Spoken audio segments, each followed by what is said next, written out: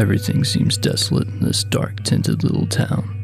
It's a town filled with dreamers waiting for their turn to be chosen, for the right moment to cash in on their dreams. Most dare to dream, blinded by the cost. They flock here on credit cards and student loans, and the hope for a better future. But it comes at a price. If you do well, it was worth it. If you don't, you're in some serious debt. Dreams are made and swallowed here, offering so much, but returning so little, constantly believing it is all for the greater good. The government sets up a monopoly like a mousetrap.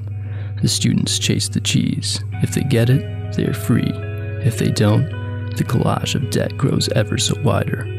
And yet, people persistently flock here and continue to climb the barrage of mountains in the hope that they will get to the top, and on the horizon, everything will be clear.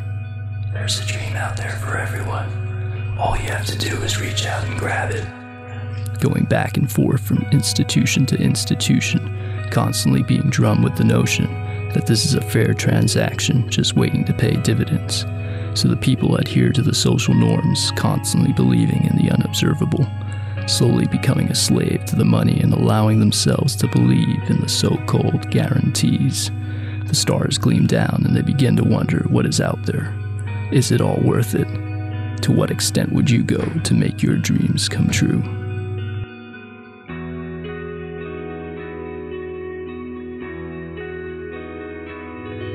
Welcome to Dream Apocalypse.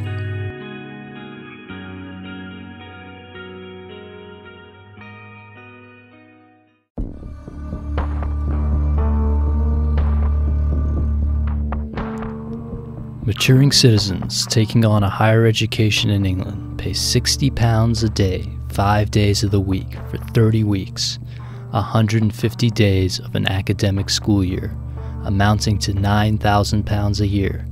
In close proximity to the university, the cheapest accommodation provided by the Higher Education Institution of Bedfordshire is £104 a week, which must be taken on as a standard contract for a whole 42 weeks of a year.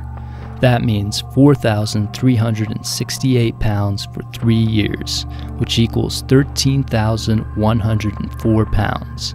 If you add that to the already £27,000 which they pay for the 3 years of education, the average student for the year commencing 2012-2013 in England puts themselves £40,104 in debt alone, based on necessary costs for their education and their accommodation. This can't be right. However, sadly, this is the debt taken on by your average student today. This is his story. It kind of feels like a prison cell in here. You know, they don't even look at the walls. This is the type of stuff they have in the prison.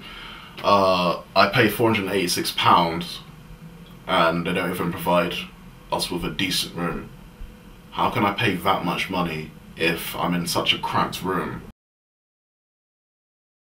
And this is my bathroom. I suggest you hold your breath.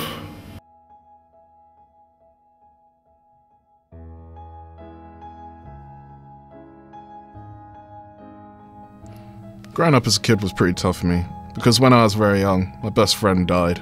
I'm pretty sure I was 13 at the time when he got run over by a car, right in front of my eyes. It was a tough moment in my life, but in time I learnt to deal with his death. His life taught me at a young age to work hard to try and achieve my goals, because you never know when life is over. It could happen anytime, any place, anywhere. I also come from a family that didn't have much money, so I've always struggled financially. And I always had a dream that when I get to university, I can change that. But then last year I had the tuition fees would not be raised by Nick Clegg, and yet he did it anyway. I was heartbroken to say the least, because I knew what that meant for me. I put my trust into the system, and not only I, but many other aspiring students feel cheated and betrayed. I remember when I was younger, on my way to school, I would look out the window and dream of an occupation. One day I was going to be a fireman, the next day I wanted to be a doctor. I always had a dream of becoming something. I remember I was constantly being told by my family and teachers to find something I wanted to become. Today my dream is to become an actor. Today I know that my dream is a huge gamble, and I have to ensure I've made the right decision, because if I haven't, and therefore need to start over, it will be very difficult for me, and it will put me into more debt. People say studying art is stupid, because there are no guarantees, but the truth is, there are no guarantees in any field, with the economic situation being what it is right now. After everything I've been through, I know now I'm at the right place to ensure myself a better future.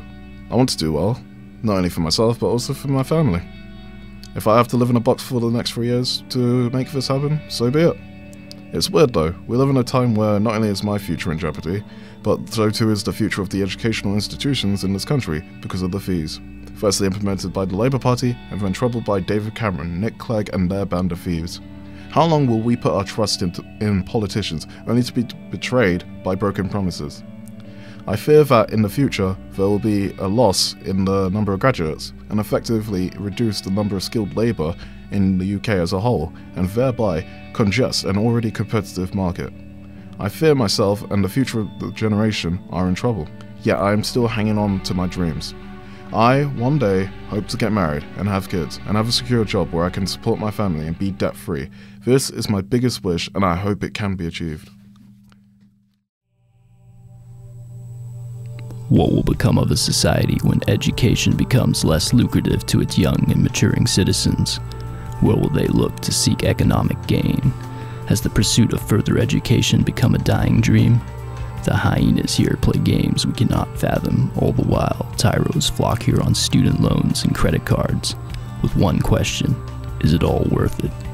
The quicksand of lies slowly starts to sink under the feet of our future generation, collapsing them deeper into a hole. How far have we drifted from a dream that once seemed so simple? Are the students here destined to a sad fate like that of Sisyphus?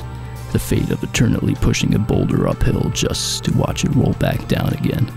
Alternatively, will there be a realistic reform and thereby emerge honest members of parliament? Will they ensure the social norm by making it lucrative to get an education and hence a job? Will this consequently allow graduates to service society and thereby maintain a healthy social structure? One thing that is for sure, change is required if we are ever going to have a positive and humane progression in society. Well, hell, what would you do to make your dreams a reality?